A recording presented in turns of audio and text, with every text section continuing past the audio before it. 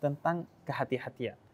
Karena sekarang itu orang bahkan kepada hal yang haram aja ya Habib, itu diremehkan. Hal yang haram aja diremehkan. Bahkan ada Adigium bilang, yang haram aja susah, apalagi yang halal.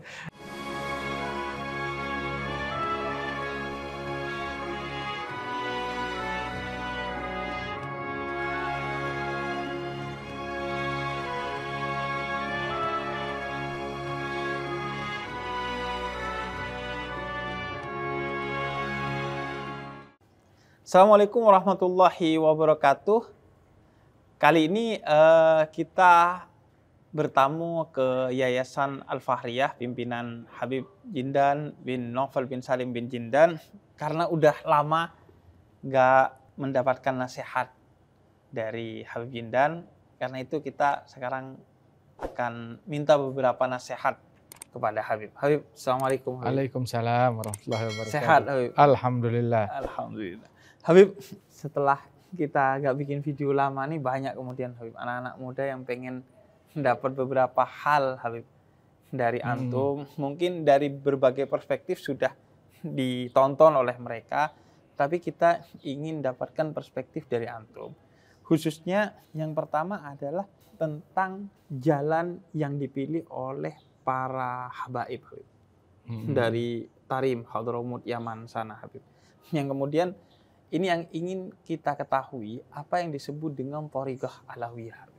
Yeah. Karena banyak sekarang orang yang mereka mencintai habaib, mereka hadir di majelis-majelisnya habaib, tapi mereka belum tahu apa sih sebenarnya jalan Islam yang diajarkan oleh para habaib itu, yaitu Thariqah Alawiyah itu sendiri. Nah, kita pertama-tama pengen tahu tentang itu. Apa Thariqah Alawiyah itu sendiri? Thariqah tentang jalan yang mereka jalani atau dakwah yang mereka ajarkan? Yang pertama, jalan yang mereka jalani terlebih dahulu. Jalan yang mereka jalani, Thariqatuhum, Al-Imam Ahmad bin Zain Al-Habsyi ditanya oleh Imam Al-Haddad tentang Thariqah Bani Alwi, yakni keturunan Rasul SAW dari Bani Alwi. Kalau disebut Alawiyin atau Bani Alwi itu dinisbatkan kepada Imam Alwi bin Ubaidillah bin Ahmad Al-Muhajir. Ahmad Al-Muhajir, beliau yang pertama hijrah ke Hadramut. Tadinya dia di Basrah. Ahmad Al-Muhajir bin Isa bin Muhammad Al-Nagib bin Ali Al-Uraidhi bin Ja'far Sadiq bin Muhammad Al-Bagir bin Ali Zain Al-Abidin ibn Al-Husain bin Ali bin Abi Talib wa ibn Fatimah binti Nabi Muhammad. Nah, sebutan Alawiyin adalah dinisbatkan kepada keturunan Al-Imam Alwi bin Ubaidillah bin Ahmad Al-Muhajir ini. Dan dia adalah keturunan Nabi yang pertama yang bernama Alwi bin Ubaidillah. Dia dimakamkan di Hadramut, ikut hijrah bersama kakeknya, bersama ayahnya juga. Ada Imam Alwi bin Ubaidillah. Thariqah Alawiyin, Thariqah Sadah Bani Alwi. Thariqah mereka itu, kata Imam Al-Haddad, adalah 5. Memberi jawaban kepada Imam Ahmad bin Zain Al-Habsyi. Thariqatuhum khams, al-ilm wal-amal wal-khawf wal-wara' wal-ikhlas. Ilmu, amal. Kemudian juga khauf, takut kepada Allah, al-wara', keberhati-hatian dari yang syubhat, apalagi yang haram, wal ikhlas, semata-mata melakukan itu semuanya untuk Allah Subhanahu wa taala. Dan sebenarnya thariqah mereka itu adalah walzam kitaballah watba' sunnatan waqtad hadakallahu bil aslafi. Lazimkan Al-Qur'an dan juga sunnah Nabi Muhammad SAW dan teladani para salaf. Dan thariqah mereka enggak menyimpang, enggak keluar dari Al-Qur'an, enggak keluar dari hadis Nabi Muhammad SAW dan dari sunnahnya Rasulullah. Bahkan Al-Imam Al-Allamah Al-Arif Billah, Khalifatul Salaf Al-Imam Abdullah bin Umar bin Yahya yang pernah datang ke Indonesia lebih dari 100 tahun yang lalu, itu beliau ditanya, siapa gerangan afdalul alawiyin, kaum alawiyin yang paling afdal, yang mana sih kaum habaib yang paling afdal, dari fam yang mana, dari keluarga yang mana? Maka dijawab oleh beliau, afdaluhum, yang paling afdal di antara mereka, atammuhum ittiba'an bin Nabi Muhammad, yang paling sempurna meneladani Nabi Muhammad. Sehingga ciri daripada al-habaib tersebut, kemuliaan mereka adalah dilihat dari peneladanan yang sempurna terhadap Rasulullah SAW. Manakala ahlul bait enggak ngikutin Nabi Muhammad SAW, ya maka jangan diikuti. Ikuti mereka karena mereka mengikuti Rasul sallallahu alaihi wasallam. Sebab mereka selalu berjalan seiring dengan Al-Qur'an. Taraktu fikum ma in tamassaktum bihi lan tadillu ba'di abada. Aku tinggalkan dua perkara. Kalau kalian berpegang teguh dengan dua hal itu, kalian gak akan tersesat selama-lamanya. Kitabullah, Al-Qur'an. Wa itrati ahlu baiti, keturunanku ahlul bait Rasul sallallahu alaihi wasallam, fa innahuma la yatafarraga. Keduanya ini gak bakalan terpisah selama-lamanya sampai datang di telaganya Nabi Muhammad di hari kiamat. Wa ma'al Qur'an fi garani, kata Imam Al-Haddad, selalu berjalan seiring dengan Al-Qur'an. Tariqah Alawiyin, tariqah Sadah Bani Alwi, ya ini Imam Al-Buti, Syekh Muhammad Sa'id Ramadan Al-Buti, waktu mendengar penjelasan dari Syekh Al-Habib Umar tentang tariqah, apa sih tariqahnya Ahlul Bait, tariqahnya Habaib, apa dia bilang? Al-ilm wal amal, wal khauf wal wara' wal ikhlas. Dengar begitu, beliau terkejut dan berkata, hadza lubbuddin. Ini yang 5 ini intisari dari agama Islam, itu 5. Itu intisari agama. Artinya tariqah manapun juga nggak bisa mengingkari 5 hal ini. Ilmu, amal, khauf, takut kepada Allah, al-wara', keberhati-hatian dari yang syubhat, apalagi yang haram, wal ikhlas lillah subhanahu wa ta'ala. Dan masing-masing itu ada penjelasannya sendiri yang demikian mendalam, dan juga ada teladan-teladan contoh dari para tokoh-tokoh Alawiyin di dalam keunggulan mereka dalam bidang ilmu, dalam bidang amal, dalam rasa takutnya kepada Allah, dalam wara', keberhati-hatiannya dari yang syubhat, dalam keikhlasannya kepada Allah Ta'ala.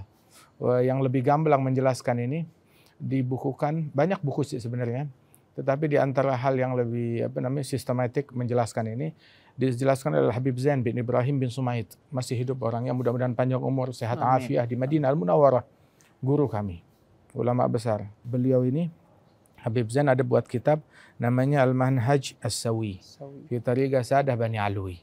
Itu inti kitab itu adalah menjelaskan 5 rukun ini satu persatu secara mendetail. Dan sudah diterjemahkan ke bahasa Indonesia itu, Habib? Iya, sudah diterjemahkan sama Ustadz Husain kelihatannya. Iya, dengan judul Thariqah Bani Alawi atau Thariqah Alawiyah. Iya, sudah diterjemahkan. Nah, Masya Allah. Habib, dari 5 itu, ikhlas, kemudian rasa takut kepada Allah, ilmu, dan amal, sering kita dengar. Nah, yang ingin kita dapatkan penjelasan dan contoh, Habib, tentang kehati-hatian. Karena sekarang itu orang bahkan kepada hal yang haram aja ya Habib, itu diremehkan. Hal yang haram aja diremehkan. Bahkan ada adigium bilang, yang haram aja susah, apalagi yang halal. Nah, sedangkan kehati-hatian ini kan dalam makna bukan yang haram. Kalau yang haram udah pasti kita jauh. Tapi yang subhat, yang belum jelas status halal haramnya. Nah, penjelasan tentang hal ini Habib. Al-wara', keberhati-hatian. Keberhati-hatian bukan cuma dalam makanan aja. Keberhati-hatian juga dalam belajar. Keberhati-hatian dalam berdakwah. Keberhati-hatian dalam berfatwa. Dalam bermedsos juga. Keberhati-hatian dalam bermedsos. Menjauhi yang syubhat, apalagi hal yang diharamkan oleh Allah Subhanahu wa taala. Dan yang paling banyak digampangi orang itu adalah dikirain keberhati-hatian dalam hal makanan aja. Akan tetapi di dalam hal berfatwa dia seenaknya mengkafirkan orang, begitu, menyalahkan orang yang yang beda mazhab atau beda jalan dengan dia. Oh, ini kafir, ini di luar daripada Islam. Padahal itu lebih dahsyat daripada makanan. Sebab ini adalah fatwa, keberhati-hatian itu. Sayyidina Imam Syafi'i mengatakan ajra'ukum lil futyah ajra'ukum 'alan nar. Yang paling nekat berfatwa itu yang paling nekat masuk neraka. Nekat berarti dia. Itu bukan berani, itu namanya nekat. Nekat. Nah. Apalagi modalnya cuma katanya Habib, atau hanya sedikit hal yang dia tahu yang belum tentu kebenarannya. Iya. Udah sedikit belum jelas lagi kebenarannya. Ya, makanya ketika orang ditanya, dia bilang majnun, gila, tidak berakal. Orang setiap kali dia ditanya apapun dia menjawab. Bahkan dikomplain oleh beberapa sahabat Rasul SAW ketika ada beberapa orang ditanya tentang satu permasalahan, langsung mereka menjawab walaupun lagi di jalan ataupun lagi di masjid, bilang pertanyaan yang sama kalau diajukan kepada Amirul Mukminin Umar bin Al-Khattab, niscaya dia akan mengumpulkan sidang syura untuk mengkaji pertanyaan ini. Tapi dengan lancangnya salah seorang kalian menjawab begitu saja secara spontan. Ini menunjukkan ketidakamanatan. Apalagi ketika ditanya tentang satu hal dia menjawab menurut saya rasa, kalau nggak salah, begitu. Agama bukan menurut dia. Agama bukan nggak ngikutin perasaan dia. Dan agama kalau nggak salah. Kalimat kalau nggak salah ya salah. Iya. Pastikan sama kalau orang nyetir pesawat, kalau nggak salah sih buat mendarat tekan tombol yang ini. Iya. Nah, itu kan cari mati namanya. Itu yang sering terjadi, Habib. Kita kalau milih dokter, milih pilot, milih hal-hal yang sifatnya duniawi, itu ketat sekali, Habib. Oh, ketat, kita cari second opinion. Second opinion, kita cari yang spesialis, bahkan kita cari yang mahal, yang standarnya internasional dan sebagainya. Tapi giliran mengkonsumsi hal-hal yang sifatnya agama, bahkan kita bisa ambil dari medsos seenaknya. Dan mending kalau yang baik, Habib, tentang hal-hal yang baik. Ini tentang keburukan orang lain, tentang itu dia. Aib orang lain. Sama kayak orang belajar, saya mau nyetir pesawat, saya udah bisa. Belajar di mana? Sekolah di mana? Oh, belajar dari game online yang tuh cara nyetir pesawat itu. Di time zone. Di time zone. Itu sama, orang memfatwakan agama dia dapat dari medsos. Iya. Seperti itu. Seperti itu nasibnya. Nah, Habib, yang juga bagian dari Thariqah Alawiyah ini, jalan para habaib, itu adalah kan jalan dakwah. Nah, sekarang itu kita atas dasar bahwa balighu anni walau ayat, sampaikan dari Nabi Muhammad walaupun satu ayat. Semua orang pengen berdakwah. Dan dakwahnya semua berceramah, tidak melihat potensi dirinya apa, tapi semua berbondong-bondong ke berceramah. Dan semua merasa kemudian ingin menyampaikan ayat-ayat Allah dan sabda-sabdanya Nabi Muhammad. Tapi itu kan bisa kontraproduktif ya, kalau tidak berdasarkan ilmu dan tidak berdasarkan manhaj atau metode dakwah yang dibenarkan. Sehingga begitu banyak sekarang orang itu yang seperti Habib sering sampaikan, cekcok di antara yang berbeda pendapat, seolah-olah di luar tidak ada orang mabuk, seolah-olah tidak ada orang judi, seolah-olah tidak ada orang zina dan lain sebagainya, Habib. Karena mereka tidak berbasis kepada manhaj, Habib. Nah, kita ingin belajar manhaj yang diajarkan oleh guru-guru kita, dari Habib Umar bin Hafid sampai ke para habaib aslaf kita, Habib, dalam berdakwah. Memang Rasulullah mengatakan balighu, sampaikan. Penyampaian itu al-balagh. Kemudian juga an Rasulillah. An Rasulillah bukan cuma menyampaikan hal yang bersumber dari Rasulullah, tapi bersanad kepada Rasulullah. Di dalam apa yang dia sampaikan bersumber dari Nabi, dan pemahamannya juga pemahaman yang sama, bersilsilah bersanad sampai kepada Nabi Muhammad sallallahu alaihi wasallam. Kemudian juga an Rasulillah itu diartikan juga dengan cara penyampaian yang mewakili Rasulullah. Mewakili Rasulullah, mencerminkan Rasulullah. Apakah seseorang ketika dia memberikan penyampaian dengan caci maki, apa itu mencerminkan Nabi? Kan enggak. Apa menyambung lidahnya Nabi? Kan enggak. Apa mengingatkan kepada Nabi? Kan enggak. Yang disambung ya dengan cacian, makian, bukan mencerminkan Nabi, mencerminkan setan. Bukan mencerminkan Nabi. Kita disuruh al-balagh, baligh an Rasulillah, menyampaikan dengan mencerminkan Nabi Muhammad sallallahu alaihi wasallam. Sehingga dakwah tersebut enggak melulu tentang ceramah. Kadang Syekh Al-Umar bilang di antara makna al-balagh ketika senyuman, hadzal balagh. Akhlak sopan santun, hadzal balagh. Ketika dicaci, disindir, kita mengalah, kita diam, hadzal balagh. Begitu. Atau diamnya kita pun juga itu bisa menjadi balagh. Tapi dia tahu penempatan situasinya di hal-hal tersebut. Enggak harus mengomentari setiap hal, menjawab setiap hal, memfatwakan setiap hal, ikut telatah dengan apa yang beredar di masyarakat. Enggak harus seperti itu. Hadzal balagh yang kita dapat dari cara dan metode guru-guru kita. Dan mereka, jalannya mereka, sabili, jalanku. Qul hadhihi sabili. Katakanlah wahai Muhammad, ini adalah jalanku. Apa jalannya Nabi Muhammad? Ad'u ilallah, ngajak orang kepada Allah. Mengajak orang kepada Allah, bukan ngajak ke kelompok tertentu, organisasi tertentu, bukan ngajak ke majelis saya, diri saya, yayasan saya, madrasah saya, enggak, ngajak ke Allah. Begitu. Oh, jadi ormas-ormas yang ada sesat sekarang? Oh enggak, kita enggak bilang begitu. Kita ormas yang benar adalah ormas yang melalui ormas tersebut mengajak orang kepada Allah, menyampaikan orang kepada Allah, bukan mengajak orang kepada dirinya sendiri. Jadi finishnya di Allah. Ya, finishnya di Allah. Mereka hanya jembatan. Mau lewat saya, mau lewat ustadz yang manapun juga, nggak jadi masalah. Yang penting sampainya ke Allah Ta'ala. Dan siapa yang lancang berani memonopoli jalannya Allah? Kalau nggak lewat saya, kamu nggak sampai ke Allah. Jalan surga cuma lewat saya doang, lewat pintunya saya doang. Ini memonopoli namanya, jalannya Allah Ta'ala. Dan jalan menuju Allah Ta'ala nggak bisa dibatasi melalui satu jalan, dua jalan. Itu katanya at-turuq al-musilah ilallah bi'adadi anfasil bashar. Jalan yang menyampaikan orang kepada Allah sejumlah tarikan nafas manusia. Nafas makhluk hidup, satu orang nafas berapa kali seumur hidupnya. Nah ini semua makhluk hidup, hitung jumlah nafas mereka.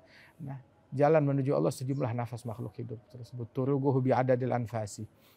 Jadi nggak bisa dimonopoli dengan satu hal. Ya, tapi jalan tersebut ada aturannya. Jangan sampai menyentuh yang haram. Oh, jalan saya, dakwah saya pakai cara berjudi, pakai cara minuman keras, pakai cara yang ikut hadir majelis saya dapat narkoba, plastik masing-masing. Ini kan metode saya, saya. Ya, tapi haram, nggak dibenarkan. Yang hadir majelis saya masing-masing dapat 1 botol minuman, haram, tidak dibenarkan. Jamaah saya yang ikut pengajian saya boleh berzina bebas. Ini haram, nggak dibenarkan. Begitu juga kalau ada orang bilang, oh metode saya emang mencaci, memaki. Itu mencaci, memaki haram. Sebagaimana metode zina nggak dibenarkan, metode judi nggak dibenarkan, metode minuman keras nggak dibenarkan, metode mencaci nggak dibenarkan, provokasi nggak dibenarkan, memaki nggak dibenarkan, berdusta tidak dibenarkan. Haram, sama haramnya. Zina haram, mencaci juga haram. Dan nggak bisa dijadikan alat sebagai, oh saya bela agama dengan hal yang macam begini. Besok-besok orang berzina, dia bilang saya berzina demi membela agama. Dia bakal ngomong begitu. Ini namanya pembodohan dengan mengatasnamakan Islam. Waliyadzubillah min dzalik. Akan tetapi silahkan pakai cara yang diizinkan oleh Allah Ta'ala. Terus juga yang paling yang paling lancang dan kurang ajar dan menistakan medan dakwah ini adalah ketika mengatakan, oh kita dakwah itu macam-macam, lemah lembut seperti Abu Bakar As-Siddiq dan Utsman bin Affan, keras tegas seperti Umar bin Al-Khattab dan Ali bin Abi Thalib. Ketika ditegur ini cacian makian nggak sesuai, oh ini caci maki seperti Umar bin Al-Khattab, ya Allah, seperti Ali bin Abi Thalib. Ali bin Abi Thalib mulutnya nggak kayak comberan. Umar bin Al-Khattab mulutnya nggak kotor kayak begitu. Sungguh ketika orang mengucap begini, yang kayak begini mencoreng. Berarti dia mengatakan mulutnya Umar bin Al-Khattab, mulutnya Ali bin Abi Thalib, mulutnya penista.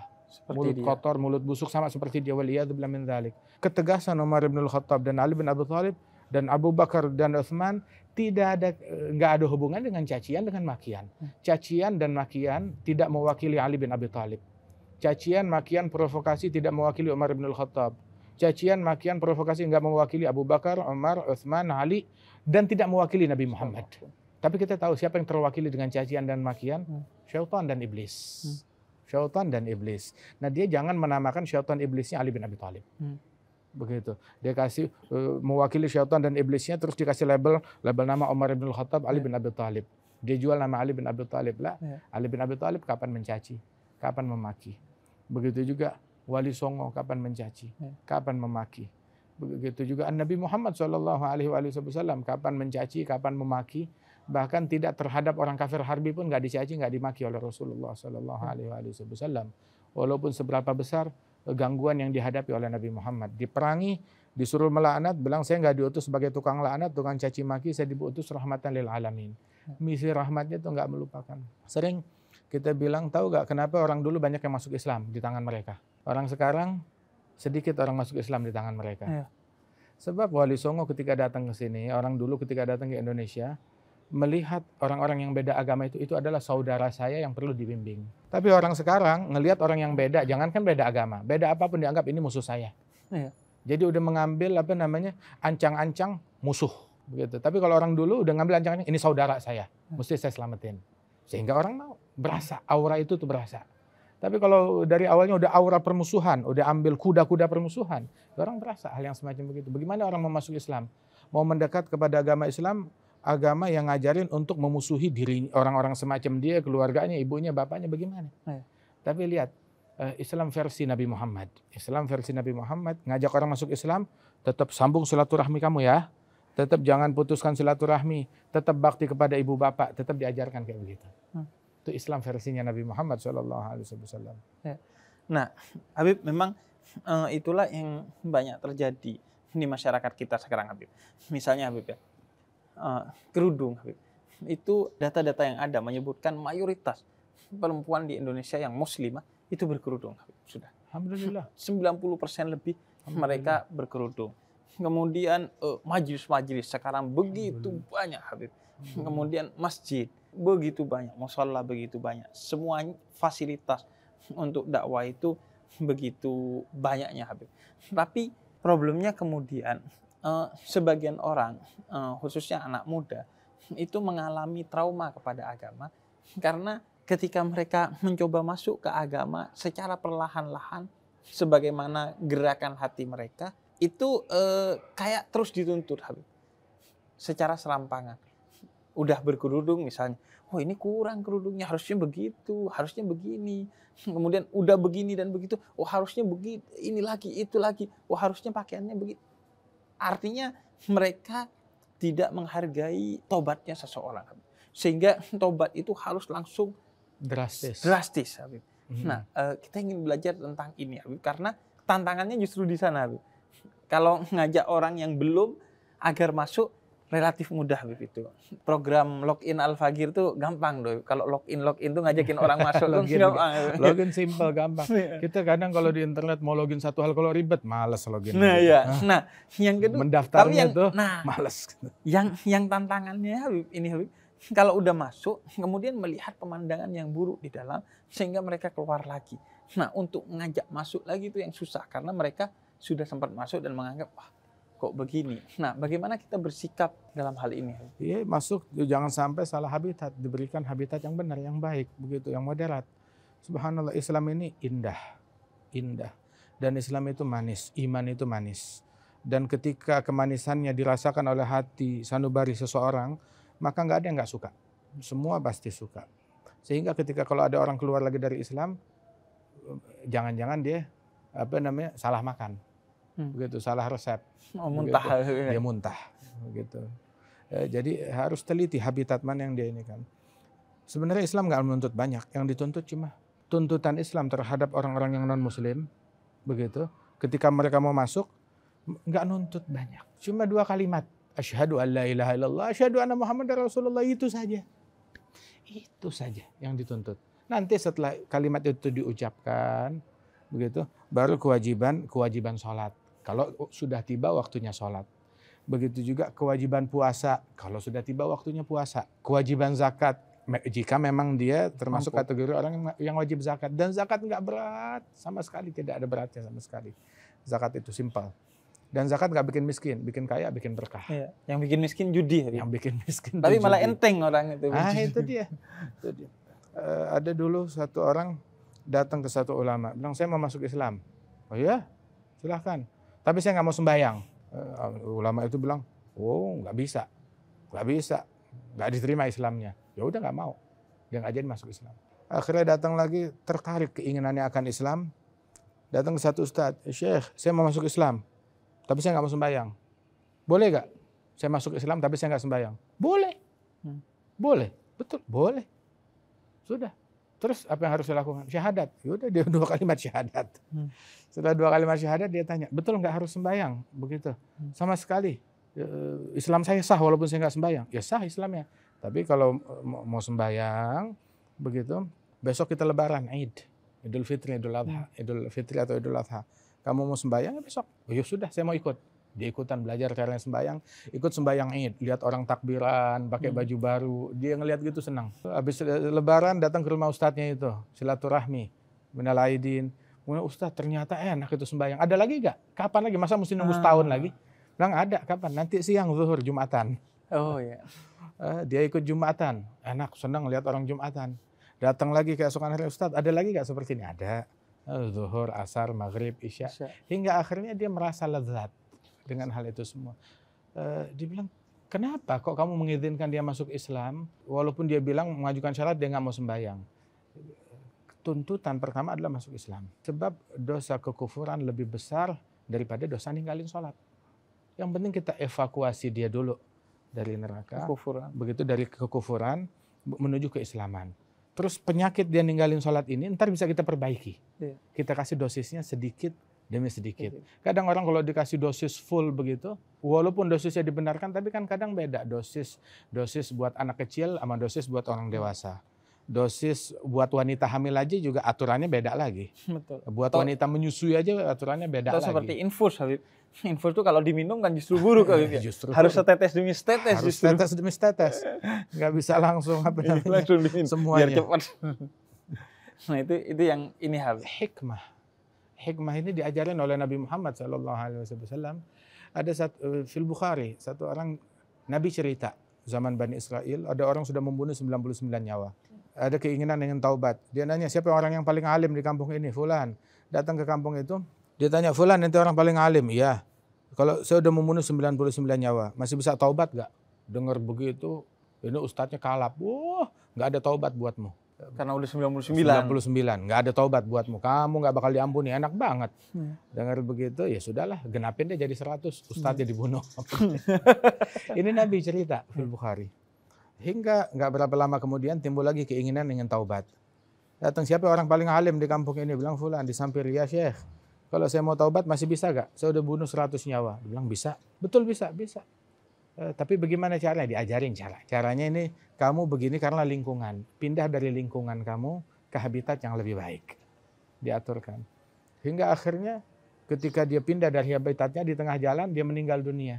Datang dua malaikat rahmat dan malaikat azab. Malaikat azab bilang ini udah bunuh 100 nyawa, waktunya diseret ke neraka. Malaikat rahmat bilang kan dia udah niat mau taubat. Tapi kan dia belum sampai ke kampung itu. Akhirnya cekcok dua malaikat, dikirim malaikat yang ketiga. Menengahi, Allah bilang suruh ukur. Dia lebih dekat ke negeri orang-orang jahat atau negeri orang-orang yang soleh, yang taat. Bilang, pasti lebih dekat ke negeri sana dah yang lebih jahat. Sebab kan baru keluar. Terus Allah Ta'ala perintahkan, bumi, kampungnya orang jahat menjauh, kampungnya orang baik mendekat. Ketika diukur oleh kedua malaikat itu, ternyata lebih dekat ke kampungnya orang soleh 1 jengkal selisihnya. Subhanallah. Artinya dibantu oleh Allah Subhanahu Wa Ta'ala. Hingga dibawa ke rahmatnya Allah Subhanahu Wa Ta'ala. Dakwah dengan metode yang semacam ini. Dengan akhlaknya Allah itu. Dengan akhlak. Wali Songo datang ke Indonesia, para penebar Islam datang ke Indonesia. Prambanan masih utuh sampai sekarang. Borobudur masih utuh sampai sekarang. Dan dijaga situs-situs tersebut. Syekh Al-Haymar bilang ada di Mesir itu dulu tuh ada namanya Baba Shanudha, salah seorang kardinal, uskup besar, uskup agungnya Baba Shanudha di Mesir. Dia berkata, kita umat Kristiani ini tetap ada, hidup nyaman, tentram di Mesir berkat jasanya Umar ibn al-Khattab. Dia sebagai bapak pelindung kita. Dia yang mencegah orang-orang melakukan kezaliman, penindasan kepada kita. Sehingga umat Kristiani tetap ada di Mesir berkat jasanya Umar ibn al-Khattab yang melindungi kita. Kita sebelum datangnya Islam ada beberapa ratus tahun tinggal di Mesir. Tapi berpindah dari satu penindasan kepada penindasan yang lainnya. Dari satu pembantaian kepada pembantaian yang lainnya. Dari satu pengusiran kepada pengusiran lainnya. Yang melindungi kita, yang menjaga haknya kita, Umar bin Khattab. Dan begini Islam melindungi. Untung nggak ada provokator. Kalau provokator bilang, Umar berarti dia memendam akidah Kristiani dalam hatinya atau bagaimana? Ada usul ini metode. Itu metode. Yang kemudian menjadi jalan dakwah kita. Jalan dakwah bitadrij. Orang tuh sama ketika ngadepin orang sakit, penyakitnya banyak. Dimulai dari penyakit yang mematikan dulu, bagaimana? Menyembuhkan penyakit yang mematikan dulu. Kalau ini udah selesai, masalah gatal-gatal itu bisa belakangan. Ada skala prioritas. Ada skala prioritasnya dulu. Menyelamatkan orang dari kekufuran, menyelamatkan orang dari dosa besar, menyelamatkan orang dari dosa-dosa yang setelahnya. Baru ngajak ke menjalankan sunnah. Kita pun usia segini, berapa puluh tahun kita hidup dalam Islam, kita masih berobat. Kita juga masih berobat, masih ngebenerin hati kita, masih ngebenerin ikhlas kita, masih memperbaiki kekhusyuan kita. Hatta sholat kita pun juga kita masih belajar sholat sampai sekarang. Nabi Ibrahim usianya udah sepuh. Dia bilang alhamdulillahilladzi wahaba li 'alal kibar Ismail wa Ishaq. Inna rabbi lasami'ud du'a. Dia udah sepuh, dapat keturunan Ismail dan Ishak. Terus dia bilang dalam usia sepuh tersebut, Rabbi ja'alni muqimas shalah wa min dzurriyyati. Jadikan aku sebagai orang yang betul-betul mendirikan sholat dan keturunanku. Artinya dia masih meningkatkan kualitas sholatnya, padahal udah usia kibar. Kibar tuh udah sepuh di atasnya syekhukhah. Al-kibar. Artinya udah sangat sepuh ya, tapi sangat sepuh. Belajar. Sehingga nggak ada bedanya antara kita dengan orang yang baru taubat, orang yang baru mu'allaf, atau apapun, sama-sama orang yang sedang belajar menuju Allah. Sama-sama orang Nabi, siapa yang lebih tinggi dari Nabi? Tapi Allah wahyukan ke Nabi Muhammad, wa qul rabbi zidni ilma. Ya Allah, tambahkan aku ilmu. Terus Nabi bilang, qul yaman azdad fihi ilma la azdadu fihi ilman fala burika li fitul syamsi dzalikal yawm. Tiap hari kalau saya enggak nambah ilmu, maka terbitnya matahari di hari tersebut enggak bawa berkah buat saya. Itu kata Nabi Muhammad. Tiap hari ada pembelajaran yang didapat. Senantiasa seorang ulama adalah ulama selagi dia masih nganggap dirinya masih santri. Masih santri. Nah, tapi kalau dia udah nganggap dirinya udah bukan santri lagi, nah dia udah stop jadi ulama. Yang pensiun dari santri adalah pensiun dari ulama. Ya. Itu dia. Agar dia tetap menjadi ulama, ya terus belajar ya Habib. Sahibul Ratib Al-Imam Abdullah Al-Haddad. Al-Imam Abdullah Al-Haddad meninggal dunia, itu muridnya lagi bacain beliau kitab Muwatta karangan Imam Malik. Ya Allah. Habib Ahmad bin Zain. Tadi itu kan jalan mereka ilmu dan amal. Ilmu ini sampai mati tetap mereka kaji itu ilmu tersebut. Ada guru kami itu Habib Muhammad Sa'ad bin Ali Al-Idrus meninggal dunia, kitab Ihya di pelukannya. Ya Allah. Lagi mengkaji kitab Ihya Ulumuddin. Meninggal dunia dalam keadaan demikian, dalam keadaan mengkaji kitab ilmu. Kita jangan sampai meninggal dunia dalam keadaan masih meluk HP. Karena lagi meluk HP. Lagi meluk HP, ya Allah. Gitu. Lagi login judi. Makanya masih terjebak dalam hal-hal yang begitu. Habib, jazakumullah Habib, terima kasih atas nasihat-nasihatnya. Dan semoga ini bisa menjadi pegangan bagi kita, baik yang mau mengajarkan Islam, mendakwahkan Islam, maupun yang mau belajar Islam dan mengenal Islam, sehingga mereka tahu bagaimana cara mengajarkan Islam yang tepat, dan mereka juga tahu bagaimana atau harus kemana kita belajar Islam yang tepat. Assalamualaikum warahmatullahi wabarakatuh.